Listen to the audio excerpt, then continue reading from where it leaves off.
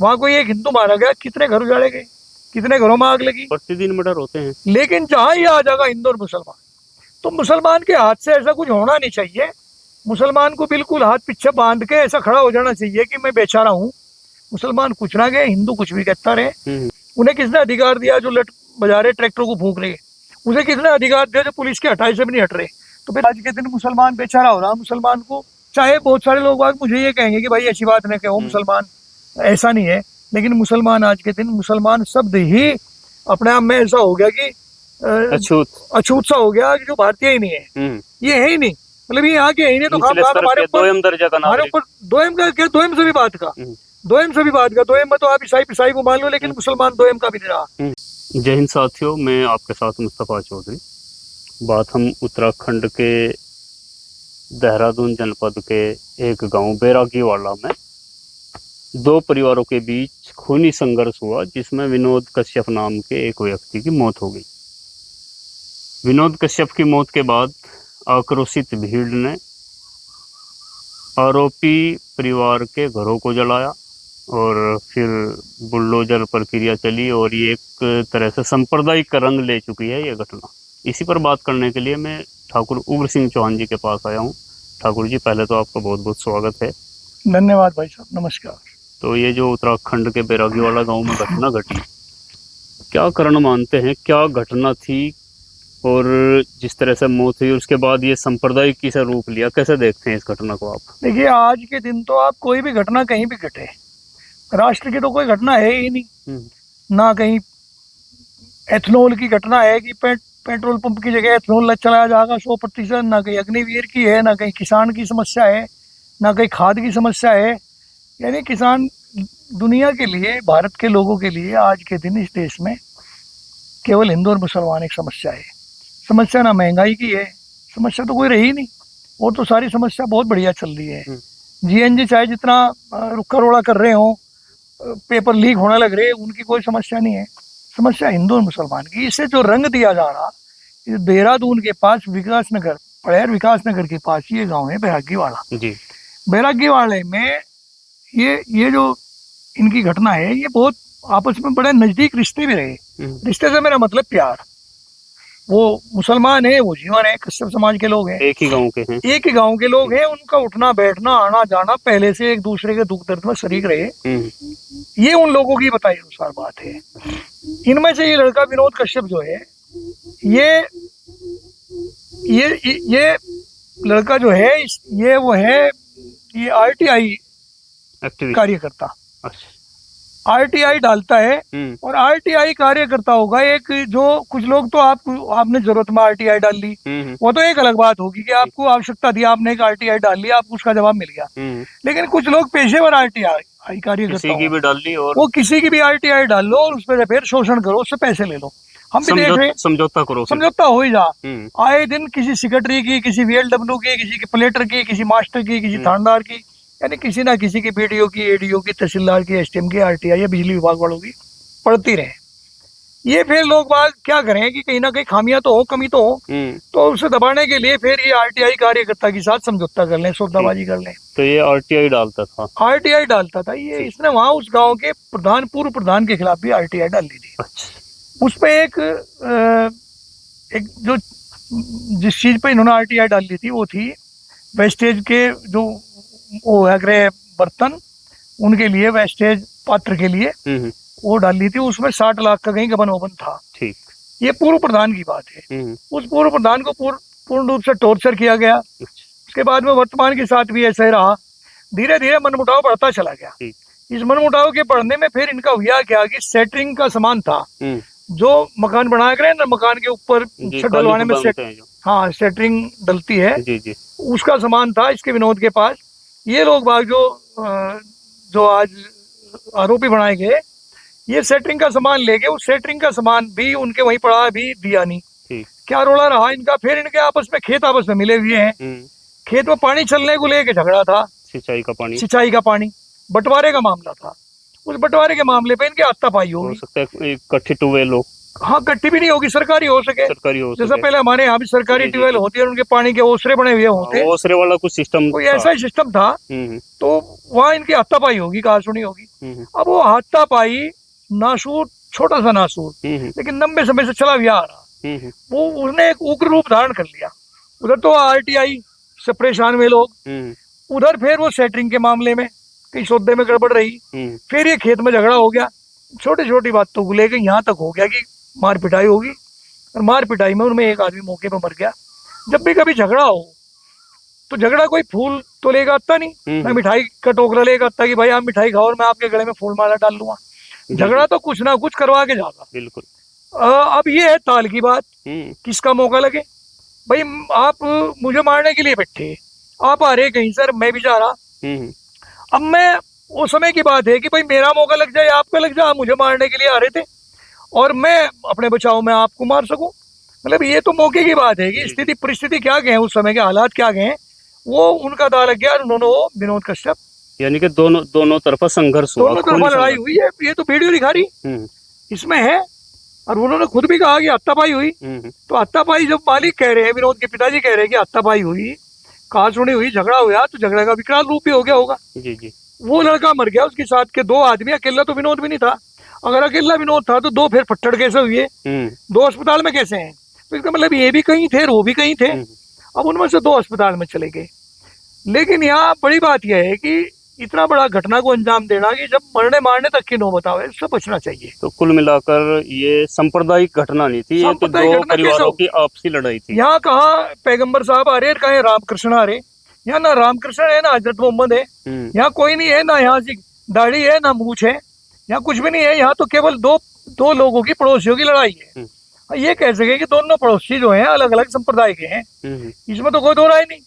लेकिन इतना बड़ा उन लोगों को भी झगड़ा नहीं करना चाहिए था कि जिसमें जो जानलेवा हो सके। ये सरासर गलत था। अब इसके बाद में तो जो हो गया था वो हो गया था, उसके बाद में सभी कुछ हो गया। फिर इसका पता हिंदू संगठनों को लगा, उन्होंने लोगों को उकसाया, जैसे कि आजकल का एक प्रचलन है, ये हिंदू संगठन और तो कोई काम करते नहीं। मुख्यमंत्री जी का भी बयान आया कुछ। हाँ बिल्कुल आया, धामी जी का भी आया, उनका भी बयान आया। और उसमें फिर उन्होंने बुलडोजर भिजवा के उनके मकान नेस्तनाबूद करवाए, भीड़ ने आग लगाई और उनमें से कुछ 10-12 के खिलाफ मुकदमा भी लिखा गया। 4-5 उसमें गिरफ्तार भी है, बाकी फरार है। गिरफ्तार तो वे भी हो जाएंगे। सरकार का चोर कहाँ तक जाएगा, वो भाग नहीं सकता। वो तो हाथ लगेगा, आज लगा, कल लगेगा, परसों लगेगा। रही बात ये कि अब वो जो मकान ढाए गए, उन पर इनका कहना ये है कि अवैध कब्जे थे, ग्राम पंचायत की जमीन में अवैध कब्जे हैं। तो ग्राम पंचायत की जमीन में कहाँ अवैध कब्जे नहीं है? ये तो, और ये क्या कल ही हुआ कब्जा? कल ही नहीं हुआ, आप ही का गांव है। आप अपने गांव का नक्शा दो, कहाँ है? अभी 2-3 साल पहले घरौनी बनी, 4 साल पहले घरौनी बनने के बाद में चिन्हित किए गए कि ये उसका घर है, ये उसका घर है, ये उसका घर है। उससे पहले तो किसी के पास ना खसरा था ना खतौन नहीं थे मकानों के। तो गाँव ऐसी ग्राम पंचायतों की जमीन में बसे, शहर ऐसी ग्राम पंचायतों की जमीन में बसे। धीरे धीरे बसते बसते फिर पास की जो जमीन आई, वो मूल चकों की जमीन थी, वो फिर खरीदी गई। उसके लोगों के पास बैनामे हो सके, लेकिन जो अस्थायी बासिंदा है जिस गांव के, उनके पास तो कुछ भी रिकॉर्ड नहीं है। अच्छा ठाकुर जी, मतलब 2 परिवारों में लड़ाई हुई, सांप्रदायिक कोई बात थी नहीं, लेकिन उसको सांप्रदायिक बना दिया गया। और हत्या हुई। हत्या का तो देखो किंतु परंतु करके उसको जस्टिफाई नहीं किया जा सकता। वो तो हुई है, जिस परिवार की लड़के की बात है, हत्या हुई, और जिन्होंने की उनको सजा भी मिलेगी, लेकिन सजा कानून देगा। और ये जो भीड़ द्वारा लोगों के मकान का में आग लगाना, लूटपाट करना, ये एक ट्रेंड बन गया है। ये इतनी बड़ी दुखद घटना है कि जिस माँ का लाल गया, जिसके घर का चिराग उजड़ा, ये तो उसी को पता। हम लोग तो बात कर रहे हैं, हम लोगों को तो इसका इतना वो नहीं, दुख तो उन लोगों को है जो जिनके हमेशा उसका फोटो याद आवेगा, उसके काम याद आवेंगे, उसके यार दोस्तों को दुख है उसका। लेकिन बड़ी बात यह है कि इस प्रकार की घटना नहीं घटनी चाहिए थी। और यहाँ जो ये आगजनी का मामला हुआ, या इतनी भीड़ आई, ये 100% कहा जा सके अगर आरोपी मुसलमान ना होते तो ये काम नहीं होता। झगड़ा हो गया था। इनके लोगों की भावनाएं तभी ज्यादा भड़कती हैं जब आरोपी मुसलमान। बिल्कुल, ये संगठनों के लोग क्या करें, उनका यही काम है। वो क्या खावे, वो तो इन्हीं को तो खावे, मजा मार रहे हैं। संगठन के लोग बाग उकसाई में आगे फिर कोई कुछ कह दे, कोई कुछ कह दे, फिर यहाँ तक कहानी पहुंच जा। अगर मुझे ये बताओ कि कहानी मरते, बहुत सारी ऐसी कहानी होगी, हिंदू का साथ झगड़ा हुआ और हिंदुओं पे गोली चल गई, वहां कोई एक हिंदू मारा गया, कितने घर उजाड़े गए, कितने घरों में आग लगी, प्रतिदिन मर्डर होते हैं। लेकिन जहां ये आ जाएगा हिंदू और मुसलमान, तो मुसलमान के हाथ से ऐसा कुछ होना नहीं चाहिए। मुसलमान को बिल्कुल हाथ पीछे बांध के ऐसा खड़ा हो जाना चाहिए कि मैं बेचारा हूँ, मुसलमान कुछ ना गए, हिंदू कुछ भी कहता रहे। मैं ये कह रहा कि ये काम ना मुसलमान की तरफ से हो ना हिंदू की तरफ से हो।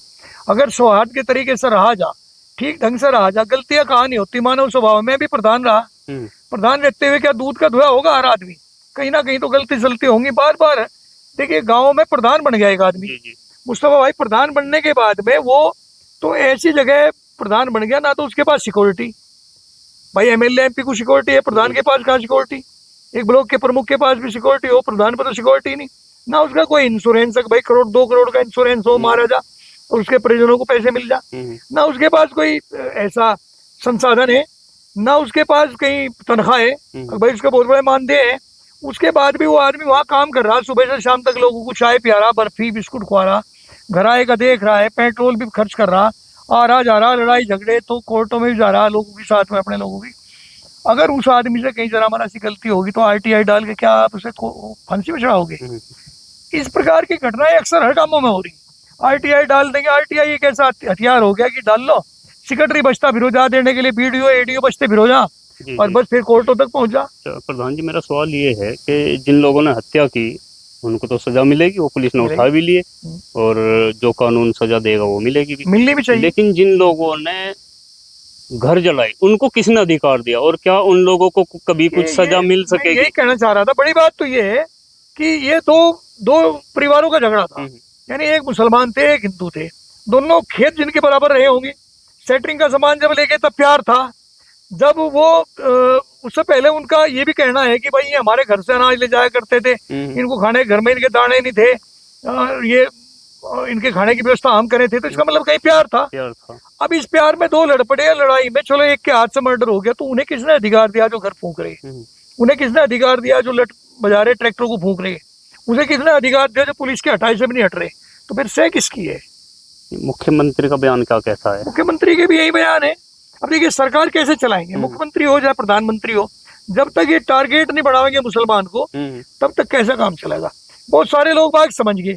देखिए जो स्वर्ण जाति के लोग थे वो तो अक्सर उन्होंने इतना दुख झेल लिया, इतना मर लिए कट लिए, जेड़ों में बर्बाद हो गए, वो तो समझ गए इस चीज को। लेकिन हमारे जो छोटे भाई हैं ये अभी समझ नहीं पाए सरकार का सिस्टम क्या है, सरकार कैसे चलती है। सरकारें तो आदि अनादि काल से चली, चाहे राजा महाराजाओं की रही हो, चाहे किसी सामंतशाही प्रथाओं में चली या लोकतंत्र के माध्यम चली, लेकिन ऐसा जो घिनौना मामला हो जहाँ न्याय नहीं है, वो तो यही सरकारें हैं। इसको आप लोकतंत्र मानते हैं? नहीं कहा जो आज लोकतांत्रिक सरकारें हैं, लेकिन क्या लोकतांत्रिक सरकारें लोकतंत्र के हिसाब से काम कर रही हैं? भाई साहब इस भाषा में समझ लो, इंदिरा गांधी कैसा सफल प्रधानमंत्री मेरा ख्याल के भारत में नहीं हुआ। इतने सफल प्रधानमंत्री थी, एक गलती हो गई थी, वो गलती थी इमरजेंसी लगा दी थी उसने। उसकी इमरजेंसी आज तक याद हो, यहाँ 14 साल हो रही है घोषित इमरजेंसी लग रही, इसे कौन पूछ रहा? इसे कोई नहीं कह रहा, और उस इमरजेंसी को सब याद कर रहे। जितने आदमी एक दिन दिल्ली में मरे थे उतने तो हर रोजाना भारत में मरने लग रहे। तो ये तो भाई ऐसा ही है। सरकार लोकतंत्र है कहाँ? लोकतंत्र की हत्या तो बहुत पहले हो चुकी थी। लोकतंत्र के तहत कौन सा काम हो रहा? बिना मर्जी के हो रहा, विपक्ष यहाँ नहीं रहा, या मर्जी आए चुनाव जीत रहे, चुनाव हारे हुए भी चुनाव जीत रही। अब देखिए हरियाणा का, महाराष्ट्र का, बिहार का, बंगाल का क्या चुनाव, जितने भी चुनाव है सरकार के। यूपी के चुनाव को तो चलो मान ले कि यूपी में चुनाव होगा, यहाँ तो 50% कहा जा सके, यहाँ तो ये भी कहा जा सके योगी जी भी जीत सके, अखिलेश भी जीत सके। यहाँ तो अभी मामला बहुत क्लियर नहीं है, लेकिन ज्यादातर चांस यही है कि शायद योगी जी जीत जा। लेकिन उन 4-5 स्टेट में तो जहाँ बीजेपी जीतती वहां तो जीतने के आसार नहीं थे। तो क्या लोकतंत्र है ये? जहाँ आप यूपी से ले जाके एक एसपी को, अजय पाल शर्मा को ले जाकर वहां के डिप्टी सीएम को आप धमकी दिवा रहे हो, जागीर खान को क्या नाम उसका, उसे धमकी दिवा रहे हो, घर से बाहर निकल गया तो फिजाओ कर दी जाएगी कि उसकी फिर अब परेड भी लगाई जा रही है। हाँ, कहीं पुष्टे याद करें तो ये लोकतंत्र है। लोकतंत्र में जनप्रतिनिधि का क्या रहा? भाई हम तो बहुत छोटे स्तर के जनप्रतिनिधि है, प्रधान लेवल के आदमी है, तो यहाँ तो एमएलए एमपी की नहीं चल रही, यहाँ तो मिनिस्टरों की नहीं चल रही। चल किसकी रही? केवल 2 आदमियों के अलावा। वो राहुल गांधी सही तो कहा रहे कि हम 2 और हमारे 2। भाई 2 आदमियों के अलावा 2 उनके सिपह सालार हैं, उनके वजीर, जिन्होंने पूरा देश खरीद लिया, जो विदेशों में अपनी एंट्री करने लगे। अब उनका राज है, उसके अलावा कोई कैबिनेट का मंत्री बोलता हो, कहीं कोई किसी का स्टेटमेंट आता हो, राजनाथ सिंह कैसे कद्दावर नहीं था तो शांत हुए बैठे, पता कि पता नहीं क्या हो जाएगा। जिस जगह बड़े बड़ों की नहीं चल रही और इस ध्रुवीकरण के दौर में, सांप्रदायिकता के दौर में, एक मुसलमान से अगर कोई चूक होगी तो उसका वो इतना बड़ा खामियाजा भुगतना पड़ेगा कि उसके परिवार, उसके पड़ोसी, उसके रिश्तेदार, उसके छोटे छोटे बच्चे और उसके बुजुर्ग माँ बाप, उनके लिए भी छत छीन ली जाएगी। और जो छत छीनने वाले लोग हैं, जो आग जलाने वाले लोग हैं, लूटपाट करने वाले लोग हैं, उनको कुछ ये सिस्टम कुछ नहीं करेगा। ये भाई बैरागी वाले की पहली घटना थोड़ा ही है। तो दिल्ली में हुई थी पहले। अरे दिल्ली में नहीं है तो यूपी में हुई थी, आपकी कई जगह होली। जी जी, जगह जगह हो रही है, दिल्ली में होली। अब तो बुलडोजर का सिस्टम चल पड़ा। अब तो बुलडोजर एक यंत्र हो गया। एक ऐसी चीज होगी जैसी एक आदमी के रास्ते में जाने वाले आदमी को अपराधियों से डर लगता हो तो बुलडोजर की भी है तो गलत, लेकिन वो सरकार के अंडर में है। लेकिन यहाँ तो जो आम जन है वो अब न्याय करने लगा। नहीं, सरकार का भी जितना काम है उतना सरकार करे, बाकी तो कोर्ट किस काम के लिए बनाई गई? कोर्ट को तो दंड देने का अधिकार तो कोर्ट को है, पुलिस को है। अब पुलिस को भी बांध के खड़ा कर रहे, कोर्टों को बांध के खड़ा कर रहे, सारा काम ये अगर एक सीएम करने लग रहा तो लोकतंत्र में, प्रजातंत्र उसमें, सामंतवादी प्रथा में क्या अंतर रहा? तो राजशाही में इसमें क्या फर्क रहा? जिन लोगों ने घरों को जलाया, उनकी संपत्ति को नुकसान पहुंचाया, क्या उनके खिलाफ कुछ केस भी दर्ज हो पाएगा ऐसी स्थिति में? नहीं होने का, कुछ नहीं होने का। बड़ा हंगा लगा दिया। हाल तो देखिए मुसलमान, ये जो भीड़ है फिर सरकार प्रायोजित कहेंगे। देखिए ऐसा, मेरी बात सुनो आप, आज के दिन मुसलमान बेचारा हो रहा। मुसलमान को चाहे बहुत सारे लोग आज मुझे ये कहेंगे कि भाई ऐसी बात नहीं कहो, मुसलमान ऐसा नहीं है, लेकिन मुसलमान आज के दिन, मुसलमान शब्द ही अपने आप में ऐसा हो गया कि अछूत सा हो गया कि जो भारतीय ही नहीं है, ये है ही नहीं। मतलब ये यहाँ के है ही नहीं, तो हमारे ऊपर दोयम सभी बात का, दोयम सभी बात का। दोयम में तो आप ईसाई को मान लो, लेकिन मुसलमान दोयम का भी नहीं रहा। उसे तो इस देश से चला जाना चाहिए इनके हिसाब से, या फिर उन्हें हिंदू बन जाना चाहिए। अरे हिंदू बना लो, कौन मना करने लग रहा? तो ये इनका जो मामला है, सरकार कुछ नहीं करेगी, क्योंकि मुसलमान सामने आके अपनी बात को रख नहीं पाने का डराविया है। वो उतना दबाव, उतना धरना प्रदर्शन, एजिटेशन नहीं कर सकता। और सरकारें के हाथ में कोर्टें हैं और पुलिस उनका एक हिस्सा है। तो पुलिस FIR क्यों लिखेगी? क्या उनके खिलाफ तुरंत कार्रवाई हो जाएगी? यहाँ हुई हो तो बताओ, किसी के खिलाफ भी नहीं होती। यानी कि उम्मीदें घटती जा रही हैं दिन प्रतिदिन। उम्मीद तो, वक्त जो है बहुत बलवान चीज है। वक्त अपने आप ही लाइन पे लिया होगा जब कभी समय आवेगा, लेकिन अभी समय नहीं है। भगवान के यहाँ देर है, देर नहीं है। वक्त आने दो, बता देंगे तुझे फिजा। धन्यवाद। ये थे ठाकुर उग्र सिंह चौहान जी, पूर्व प्रधान शामली शामला से, जिनको आपने सुना। नमस्कार जी भाई। उत्तराखंड की घटना पर इन्होंने अपनी जो राय रखी, आप इससे कितना एग्री करते हैं और आपके क्या सुझाव हैं? आप अपनी राय कमेंट में। जय हिंद, जय भारत, जय किसान, जय क्षत्रिय धर्म। नमस्कार।